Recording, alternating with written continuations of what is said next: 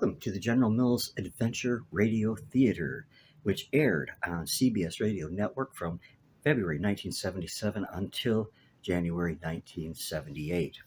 The series was produced by Hyman Brown, who at the same time was also producing the still very popular CBS Radio Mystery Theater, which can be found here on my channel, as well as many other channels across the YouTube universe.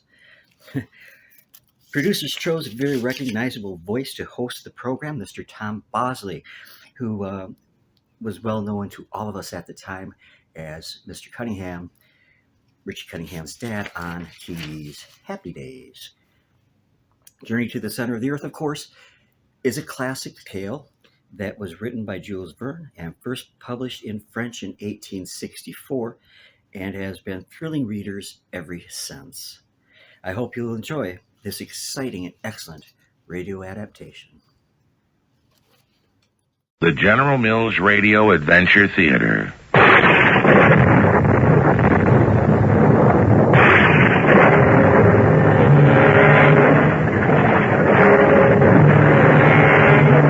I'm Tom Bosley. Welcome once again to the magic world of radio. Jules Verne was writing over a century ago. Yet because of his vision of the future, his stories today, 100 years later, are still science fiction.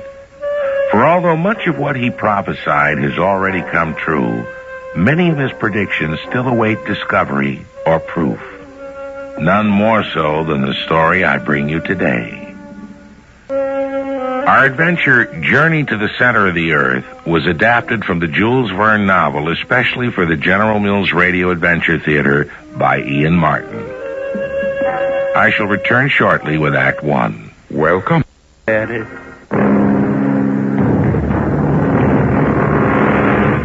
Professor Otto Lidenbrock was a man of such determined purpose that when he dedicated himself to some single goal, nothing could stop him. This is the story of him, of his orphan nephew Axel, Vicky, the girl Axel loved, and of a strange old parchment with a cryptic message that catapulted the professor into leading all of them into the burning depths of hell. Come. Excuse me, Axel, but the housekeeper asked me... The professor is not here. No, Vicky. Something must have delayed him. Don't tell me Martha has dinner ready to serve. Almost. What time do you think it is? I really don't know. I was busy studying these rocks, and I get busy. I don't notice the time. Oh, you're as bad as your uncle. You live in a world apart. Not me. Only the world you're in. Axel. Well, if you don't want anyone to hear, close the door. What would Martha have to say about that? Or my guardian? What the professor and his housekeeper don't know won't hurt them. Darling, quick, kiss me. Oh, Axel. Oh, you're so nice. You'd be even nicer as a husband. No, until you finish your medical studies and I my apprenticeship as a mineralogist to my uncle, we just have to wait. Oh, it's so long, Axel. To me, it seems longer than eternity. Axel, oh, there you are. Close the door, close the door. Oh, yes, Uncle. Now, Don't you recognize your own ward, Professor Lindenbrook? What? Oh, yes, of course. What are you doing in my study, Vicky? Well, Martha sent me to tell you that the soup is ready. To the devil with the soup, Ted. I'm busy, child. You go drink the soup. And now, Axel. Yes, Uncle. First I'll go with Vicky and explain You to Martha... will do no such thing. You will get that girl out of here and close the door. So I can tell you what I have found. It's fabulous. Fabulous. My uncle was curator of the Mineralogical Museum in Hamburg, and one of 2 or 3 of the most famous men in his field. He was a tall, vital man in his late 40s. He was renowned for his enormous intelligence, his monumental impatience, and a horrifying temper, More or less in that order. Imagine, Axel, to find a treasure beyond price by accident at a bookstall. Look at it. Heims Kringla of Snorro Turelson? But look at what I found inside it, dear boy. Now, what do you make of that? A piece of paper? No, parchment. Okay, very well, a parchment. Read what is written there. I can't. The letters look Icelandic. Well, look at the signature. At least that can be read. Arne Saknussemm. One of the most famous alchemists of the 16th century. But what's his connection with this book? Don't you see, Arne must have owned this book. And this paper, he hid in it. I know enough to know. This is in code. It is a puzzle, a cryptogram. And I shall not rest until it is solved. I wonder if I had realized then what solving it would mean, if I would have accepted the challenge. Because it was only going to catapult him, and with him myself and the woman I loved, into an adventure bizarre and mystifying beyond belief. 132 letters of the alphabet in apparent disorder. What is the key? I have tried them in all sorts of mathematical combinations. Look at this sheet where I have written them vertically. Yes, come. Forgive me, but you've been locked in here all day. Martha wants to know. Tell Martha when we are ready for eating, I shall let her know. Yes, Professor. No luck with the cipher? How did you know about it? Oh, why, I told her about it, Uncle. There are no secrets between Vicky and me. Oh? How is that? You may as well know. We want to be married. Well, you may as well know I don't think either of you are ready for it. You're quite sure of that, Professor? You know, Axel can solve your old puzzle any time he wants. He can? Axel, how long have you known the answer? For several days. Then why haven't you told me? Because I'm afraid of what it may mean. Never mind that. How long are you going to keep me in suspense? Supposing I made a bargain. If the news is worth it, would you agree to Vicky and me being married? My dear boy, except that it is too soon, nothing would be nearer to my heart. But, well, is that what you want, Vicky? With all my heart. Confound it, all right, yes. Now let us waste no more time. What is the key? You stack the letters vertically. Now read them backwards. Great heavens. I can't believe what I think I read. It is in Latin. Not very good Latin. But it could be read thus. Descend into the crater of Sneffels, over which the shadow of Scartaris falls before the calends of July, bold traveler, and you will reach the center of the earth. I have done this. Arne Saknussemm. The center. We shall do it too. You and I, Axel. I suppose I cannot refuse that, but you must give me something in exchange. If we set out on this mad adventure, you must give your consent that Vicky and I can be married first. Well, I suppose if it is what you both want. Oh, you see, Axel, all it needed was the right kind of miracle. When, Uncle? Well, the sooner the better. Tomorrow? Yes, if you wish. Of course, we weren't married the next day, but before the week was out, poor Uncle Otto, he didn't quite know what he was letting himself in for. What do you mean, take Vicky with us? Do you realize the dangers, the hardships, the inconceivable problems we may face buried deep in the bowels of the earth? If you want Axel along, you must take me, too. Want Axel? I need him. I need his fluency in languages. She's a better mountain climber than either of us. She's trained in medicine, and she's no stranger to mineralogy. She'd be far more of a help than a hindrance. So very well. I shall argue no further. There is not time. But you had better prepare yourselves. We leave the day after tomorrow. There is only one boat service to Iceland on the 30th of each month. Unless we catch that boat, we would be too late to discover a realm no man ever has set foot in before. The inside of the earth, all the way down to the very heart of it.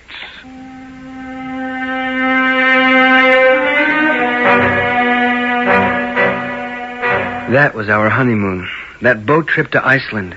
That cold, remote island in the North Atlantic. A honeymoon shadowed by the frightening thought of what was to come. At least for me, if not for Vicky.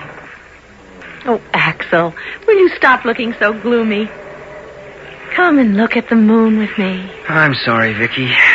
It's a lovely moon and a nice cool breeze, and I just wish our voyage would go on forever.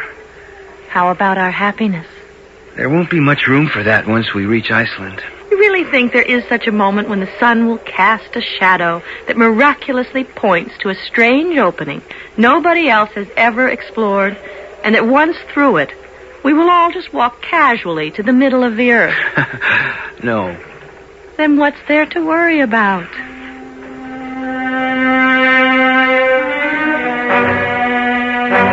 My uncle was received and entertained in Iceland as one of the foremost mineralogists in the world, and it was a perfectly normal thing for him to request and receive a guide to lead us to the huge extinct volcano which dominates Iceland's skyline.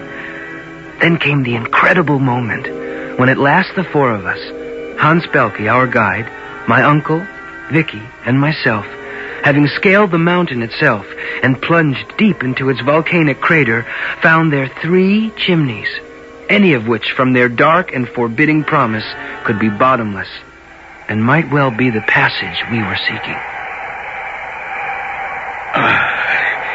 2 days we have sat here in this swirling fog, and there's no sun to cast a shadow to point out our path.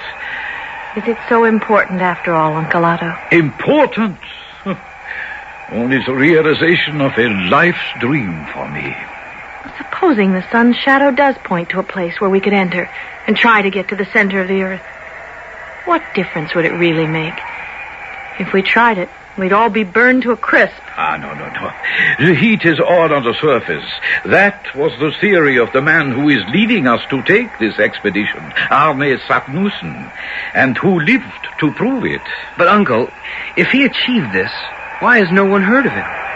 Because Arne Saknussemm was persecuted for heresy. And in 1573, his works were burned by the common hangman at Copenhagen. Then are we the only ones who know his secret?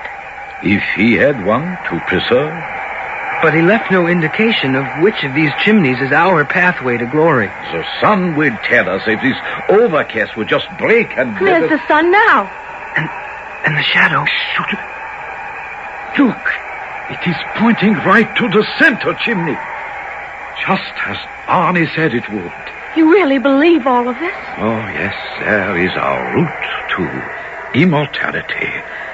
When we go down that rock chimney, we will be the first human beings to explore the mystery of inside our planet, and to reach at last the center of the earth.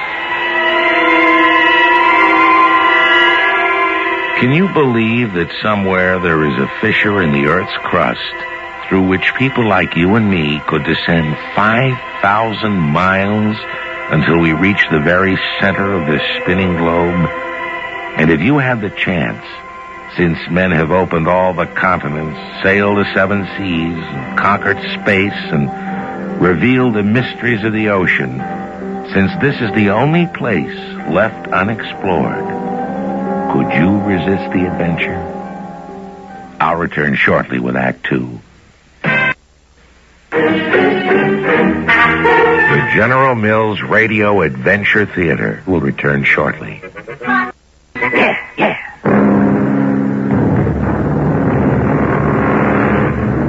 Four lonely human beings, dwarfed by the immensity of the crater in which they stand, are frozen at this special moment when the shadow of the great mountain Scartaris points directly to one of the 3 great chimneys, reaching downwards into oblivion, the entrance, according to an alchemist dead for 500 years, to the passage that will eventually lead them to the very center of the earth. It looks bottomless. I doubt it. If Arne Saknussemm went down it and came back to tell the tale. If. We can repel ourselves down there, but what about the food and supplies? They would go down by themselves, Vicky. What do you mean? What chance? He has already roped them together. Yeah, there. He just threw it over. It'll be waiting for us. Listen.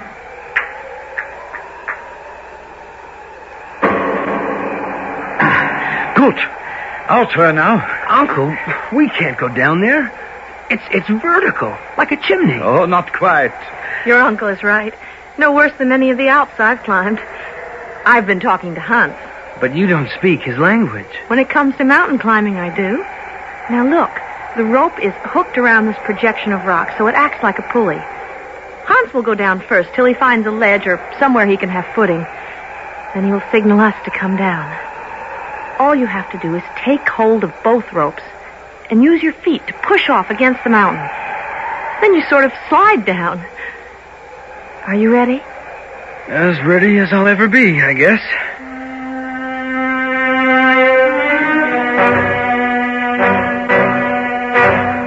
There's no bottom to this. Of course there is. Listen. It sounds like miles. Nonsense. I timed it. Adding the velocity of a falling object to a return speed of sound, I would estimate some 3,000 feet.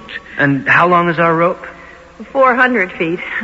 But it was doubled, so say 200. Which only means we have to repeat what we have just done about 15 times before we reach the bottom of the chimney. Oh, we're mad. That's impossible. We've got to go back. It is a little late for that. Hans has already disengaged the rope to use for the next turn. And I doubt if any of us could climb back up without it.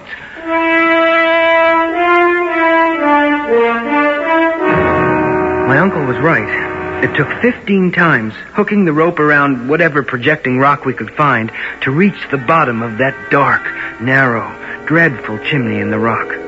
By the time we reached bottom, exhausted, the last of daylight was fading. And looking up, the hole we had climbed into far above our heads was little bigger than a silver dollar.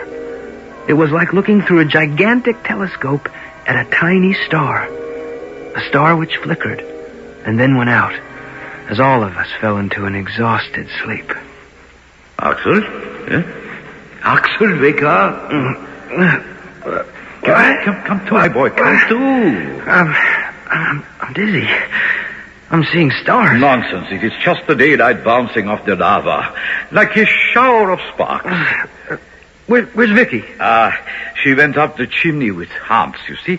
They are getting the bundle with our supplies loose where it caught on the rock. Oh, yes. We're inside the mountain. Right, but so far we haven't even penetrated the Earth's crust. What do you mean? We started down this tube from the crater of a mountain. We are only back to sea level. Are you sure? Look at the barometer. It shows the same air pressure at sea level. But as we go deeper and leave more air above us, its pressure will increase.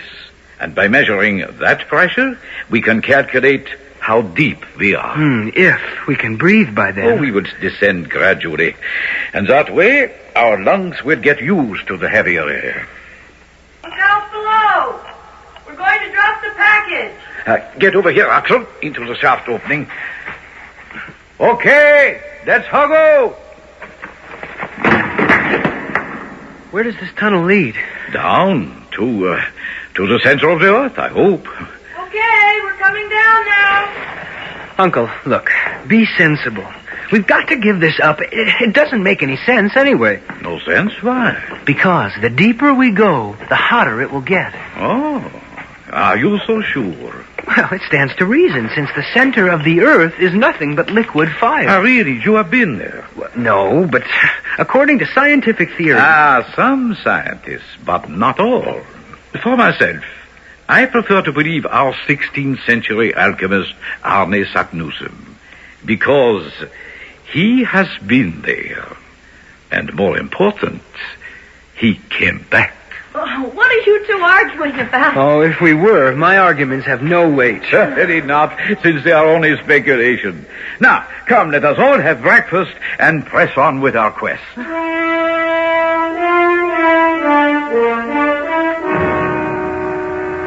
Well, Axel, how do you find the temperature after these first days? It's quite comfortable. And but you, Vicky? Oh, I hadn't even thought about it. But why should you? By the thermometer, it is just under 60 degrees. Should it be more? My nephew would think so. Me? Why? When we left the surface, it was 41 degrees Fahrenheit. But according to most authorities, there is a 1 degree centigrade rise in temperature for every 100 feet.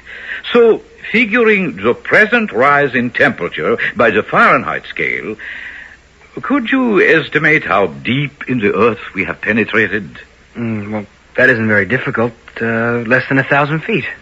Except, my boy, and I promise you that my figures are correct, we are now 10,000 feet below sea level. What does that mean, Axel? It means we are far below the deepest mines ever sunk in the world, and that the temperature ought to be at least 178 degrees. What? So much for preconceived ideas about the inside of the earth, huh? Now, do you feel better about continuing with our search? Water! What did Hans say? He said water. Whatever the temperature may be, we have only a 3-day supply of water.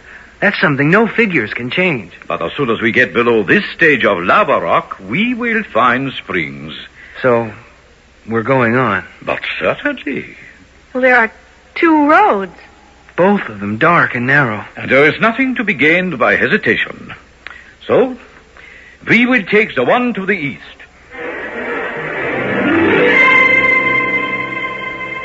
The second day in this gallery, we were all breathing with difficulty.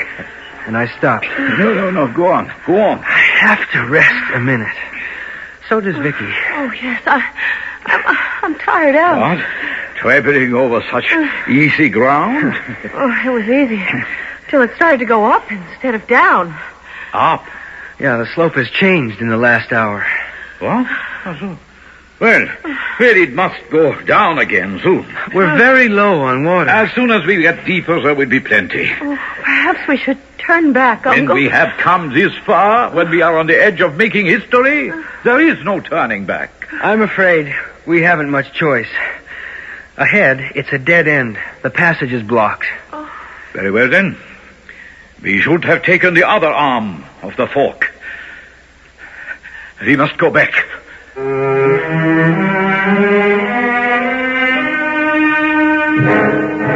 I won't drag you through the mental and physical agony of those retraced steps.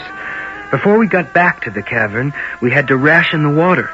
And by the time we arrived, we were parched and so weary we were ready to drop. All of us, except Hans, whom nothing seemed to affect, arrived half dead at the junction of the 2 galleries. Now, come. We must pull ourselves together and try the other fork. What? Are you mad? We must go back. And give up this expedition just when success is almost assured. The only thing that's assured is that if we continue, we'll all die. Very well, then. You must take Vicky and Hans to help you climb. Perhaps you can make it out of the chimney. What about you?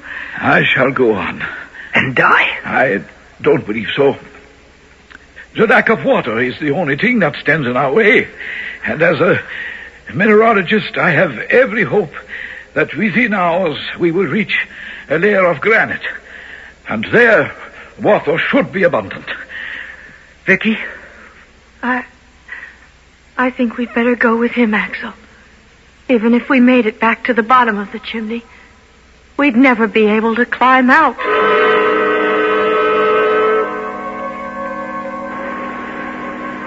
Wait a minute. Oh, what's that noise? Noise? There is Hans. I don't know, but shh. Water!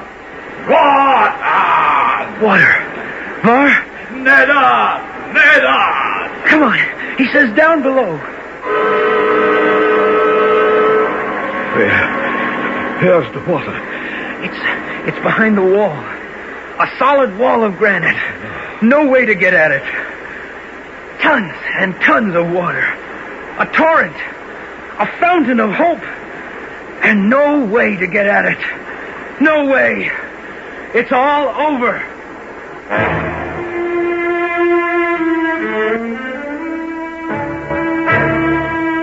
Are our friends to perish, buried alive, dead of thirst, when unlimited water is so near and yet beyond reach?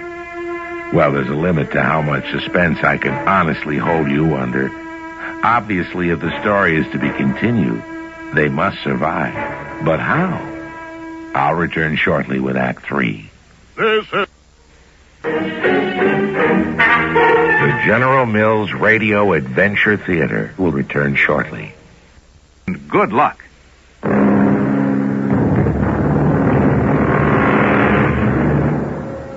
Three of our discoverers are slumped in parched exhaustion deep under the earth, deeper than any human being has ever penetrated before.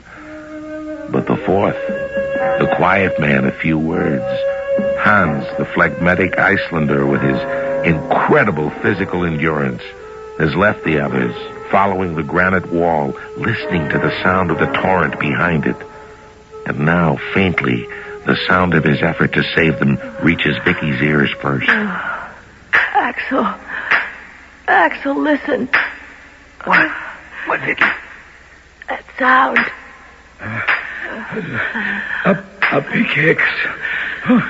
Where is Hans? I don't know, Uncle. Pickaxe. He must be trying to break away the wall. Water. I think he's found water. Come on. Let's go. Water. Oh, look, he's found it. Martin, give up. What do you mean, be careful? Ah! Oh, what is it doing? It's hot.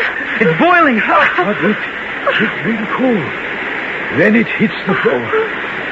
Follow it down, and we can drink to our heart's contents. That precious jet stream of water was to be more to us than something to quench our thirst.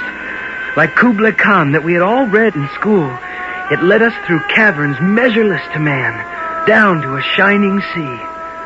But I am getting ahead of myself. On the 18th of July, 3 weeks after we had left the surface of the earth behind us, my uncle stopped to make some calculations. Where are we, Uncle Otto? Well, by my calculations, we are 213 miles southeast of Sneffels. But that means we aren't under Iceland anymore. No, my dear.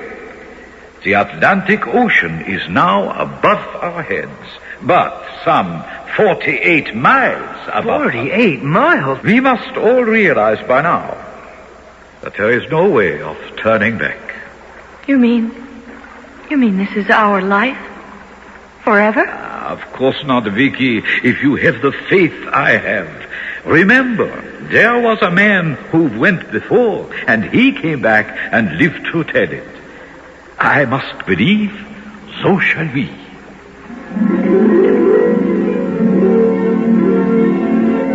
I don't think anyone else believed that. The only thing that kept us from going mad was the sense of companionship. And then, suddenly, it happened. We were hoarding our electricity, saving our lamps. And on this day, feeling along in the dark, the nightmare that lurked in the back of all of our minds happened to me. Vicky, will you ask Uncle Otto if we can't stop a minute? Vicky? Uncle Otto? Hans? Vicky? I was suddenly screaming, panic welling up and catching in the back of my throat. Then, with an effort, I got hold of myself. What a fool I was being. I had a sure way to find my way back to the others. All I had to do was follow the stream of water. I bent down, and to my horror and terror, I found nothing but dry granite. The stream was no longer at my feet. I went mad with panic, running back in the dark, screaming, "Vicky! Vicky! Can you hear me? Uncle Otto! Hans! Please! Please!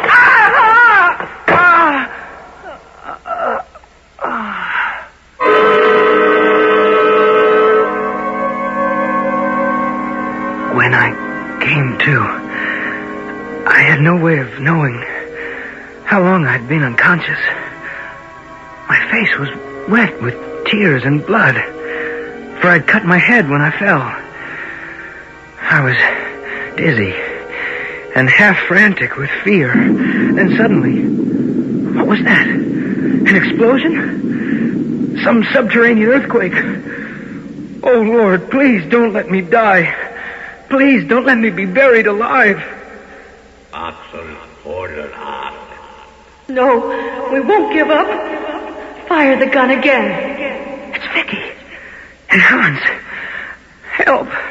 Help! That must be the gun. Why does it sound so strange? But if he can't hear that gunshot, it is hopeless. But I do! I do! Won't give up. Give up. Give up. Why can't they hear me? And why do they sound so strange? Wait. I see it. It's some trick of acoustics. Their voices are traveling along the wall, like the whispering gallery in St. Paul's Cathedral in London. If I put my mouth close to the wall and whisper, maybe... Vicky, my darling, can you hear me? Can you hear me? Can you hear me? Listen. That's Axel. My darling. My darling, where are you? I don't know. I'm lost. Axel, my boy, how wonderful to know you are alive and well. We have been hunting everywhere for you. Now, because there is a time lag in transmitting messages, let me get us together as soon as possible.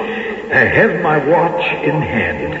At the end of this, I will say your name, noting the exact second. The moment you hear your name, repeat it. The moment I hear it, I shall check the watch. By dividing the elapsed time, we will know just how far apart we are. Ready, Axel.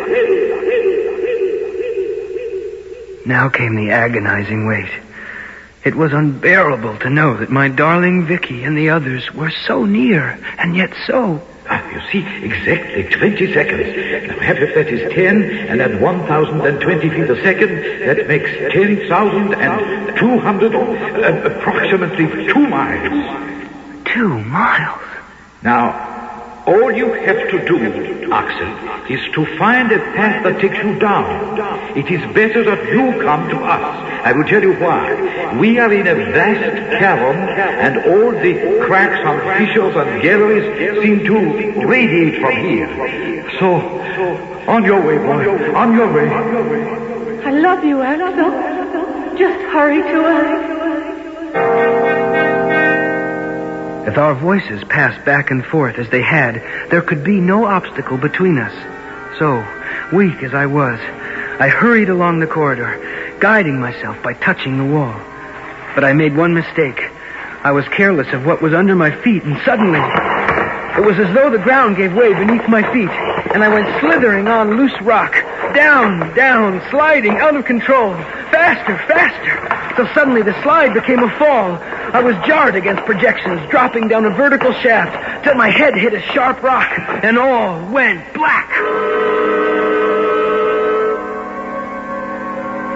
Hello, darling. Oh, Vicky. Oh, thank heaven. You're all right. You're alive. I hear waves, and we're in the open. The sun is shining. Are we back outside? On the contrary, you are now at a depth underground of approximately 100 miles. Oh, and how far from Iceland? Over 2,000 miles. Then we're somewhere beneath London, or perhaps Paris? Approximately. Incredible. What's that hammering? What's that hammering I hear? Come and see. It is Hans. He is building a raft for us. Out of what? Oh, pine, fir, birch. But there are no trees down here. Somewhere on the shores of this sea there are, or were at some time.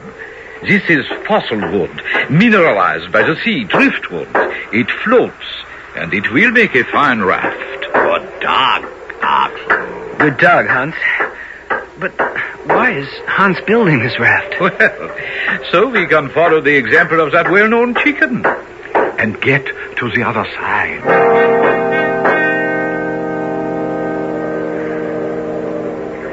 I wish someone could explain this other world to me. If Uncle Otto can't, nobody can. Where does the light come from? Well, the best I can do is suggest that it's a kind of luminance from electric forces. A sort of constant lightning. What about those clouds? Water vapor in suspension. How high are they? Oh, a good 12,000 feet, I'd say. How large is the sea? At least as big as the Mediterranean. We've been sailing for nearly a week, and there's no sign of the other shore. And all this inside one huge cavern in the deeps of the earth? It's beyond belief.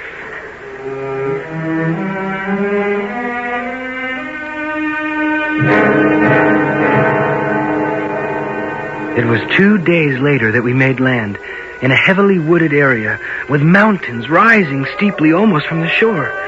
In one of them we found a cave and another miracle. The name of Arne Saknussemm chiseled in granite. But less than 100 feet into the cave, the way was blocked by a gigantic rock, which fitted into the passage like a stopper in a bottle. Hans began to chip at it with his pickaxe. No, it is hopeless. Even you could never cut through that, Hans. No, but Axel can. Axel, how? Let him answer that for himself. What have you got there, Axel? 50 pounds of our explosive. If we can't cut through the rock, we can blow it out of there. Hans, you cut a hole big enough. Fortreffelig. Yeah, fortreffelig. Excellent indeed. Now, set your charge, Axel, while I make a slow fuse. That will give us time to get away from here before it explodes. Everybody aboard. All right, then. Push off and pedal. I don't think there would be any danger. Better to be safe than sorry. The fuse burned faster than I expected. That's what I meant by being safe. What happened? Hold on, everybody, for your lives! What is it? It looks like a bottomless pit. There must have been an abyss on the other side of the rock. The sea is pouring into it, and we are being swept with it. Axel! Hold me! Hang fast to the raft. We're being sucked into the center of the earth. The next 48 hours were a nightmare not to be believed. With the speed of an express train, the current carried us down on a wave, tearing through between the walls of the tunnel. We were tossed and battered about, but held on grimly.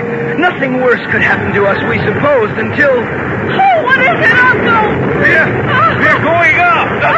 How? The water has reached the bottom of the abyss and is now seeking its own level. It's carrying us up with it. We'll be drowned when it reaches the roof. So, there is a shaft over there. Paddle, Hans. Paddle. The water! It's boiling now! I'm suffocating. It's like a furnace. Pray, my little ones, pray. That is our only hope. Fate has flung us in the path of burning lava, and it has mixed up with the water. It is an eruption, and we are going to be spun into the air, hurled along with ashes, cinders, and a whirlwind of flame. Oh, but we are lucky. You call this lucky? It is the only way. We have a chance of returning from the center of the earth.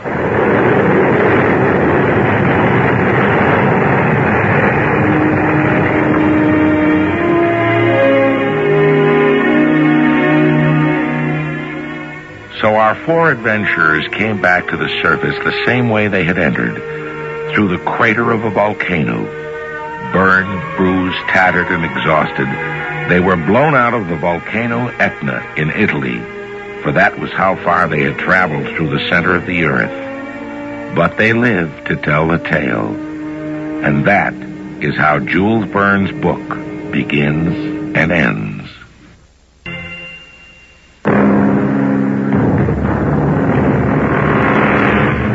Once again, I remind all of you that there is only time to bring you highlights of a book such as this. To enjoy it fully and to appreciate the genius of Jules Verne, the richness of his imagination, and the scientific knowledge that justifies it, you must go back to the book. It will bring you many hours of pleasure. Please, delicious.